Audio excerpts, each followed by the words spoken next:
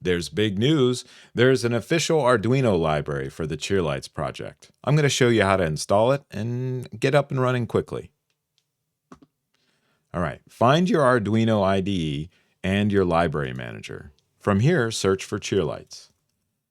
You're going to see the new library for CheerLights. Click Install. Now, the library has some built-in ways to manage the Wi-Fi connection and also be able to get the current CheerLights color. It's pretty easy to use. So from here, all you have to do is include the CheerLights library in your Arduino sketches. And from here, you can have CheerLights manage your Wi-Fi network or not.